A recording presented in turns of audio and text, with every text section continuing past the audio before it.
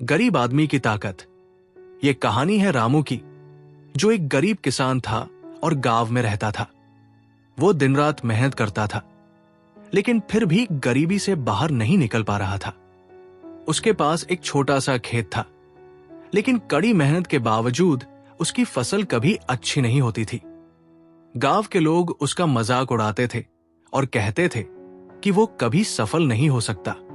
समय बीतता गया और रामू की हालत और खराब होती गई, लेकिन उसने हार नहीं मानी। एक दिन उसने गांव से गुजरते हुए एक साधु को देखा। रामू उनके पास गया और विनम्रता से पूछा, महाराज, मैं इतनी मेहनत करता हूं, फिर भी मेरी गरीबी दूर नहीं होती। मैं क्या करूं?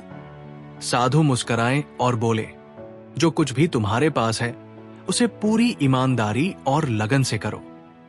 कभी हार मत मानो और हर रात अपने खेत के पास वाले सूखे कुएं के पास एक दीपक जलाकर रखना। रामू को यह सलाह अजीब लगी, लेकिन उसने साधु की बात मानी। वो हर रात सूखे कुएं के पास एक दीपक जलाने लगा और लगातार मेहनत करता रहा। कुछ महीनों बाद तेज बारिश हुई और वो सूखा कुआं पानी से भर गया।